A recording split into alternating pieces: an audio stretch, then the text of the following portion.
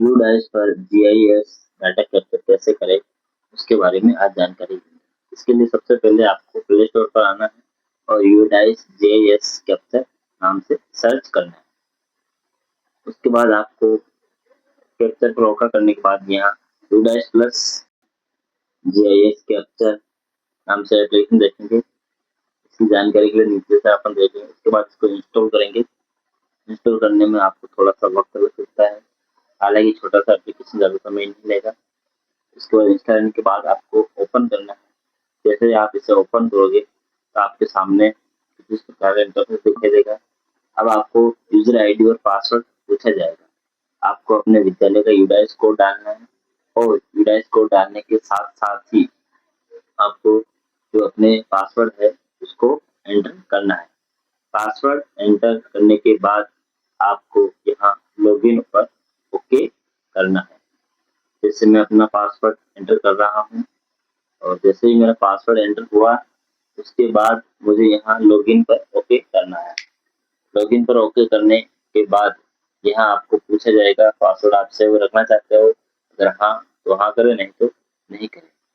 उसके बाद आपको लोकेशन के लिए परमिशन मांगेगा, तो लोकेशन आपको ऑन रखनी है और ऑन रखने के बाद आपको कैप्चर लोकेशन पर करके यहाँ आपको प्रोसेस करना है। प्रोसेस करोगे तो आपको यहाँ परमिशन मांगेगा। उसके बाद आपको आपके जहाँ आपकी लोकेशन है आपको ये काम अपने विद्यालय में रहकर ही करना, कहीं और जाकर आपको काम नहीं करना है। आपको सबसे पहले विद्यालय के प्रवेश द्वार का फोटो अपलोड करना है। उसके लिए आपको यहाँ विद्यालय के मेन गेट पर आना है और प्रवेश द्वार का फोटो आपको अपडेट करना है।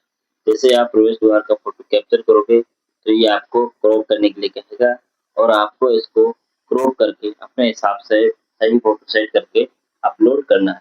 अपलोड करने के बाद सेकंड फोटो के लिए ये पूछेगा। सेकंड फोटो में आपको अपनी कक्षा का या लाइब्रेरी या फिर पूरे विद्यालय का कोई सा भी एक फोटो अपलोड करना है। अब आपको सेकंड के अंदर आपको फोटो अपलोड जो करना है, इसमें आप ऐसी जगह विद्यालय में खड़े हो जाएंगे जहां पर आपके पूरे विद्यालय की बिल्डिंग दिखाई देती हो।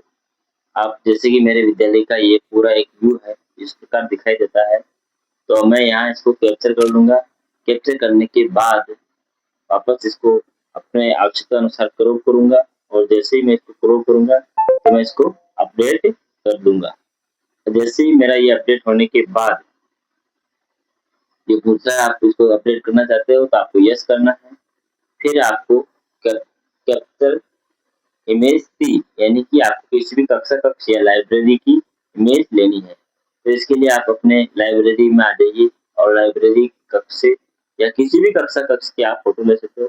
यहाँ लाइब्रेरी में आए और यहाँ आप एक फोटो कैप्चर कर सकते हैं।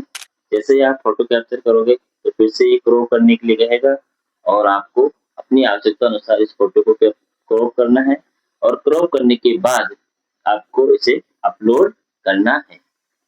अपलोड हो जाने के बाद आपको इमेज नंबर 4 में एक कक्षा कक्ष का इमेज अपलोड करना है। तो इसके लिए आपको यहाँ कैप्चर ओके करना पड़ेगा। जैसे ही आप कैप्चर का ओके करोगे तो आपको एक कक्षा कक्ष के अंदर आपको इसको कैप्चर करना है और कैप्चर करने के बाद फिर से सेम प्रोसेस रहेगी। आपको क्रॉप के लिए कहा जाएगा और इसे क्रॉप करना है। क्रॉप करने के बाद आपके सामने सारी प्रक्रिया पूरी हो जाएगी। इस प्रकार आपको यूडाइस पर जीआईएस यानी कि लोकेशन अपडेट करनी है।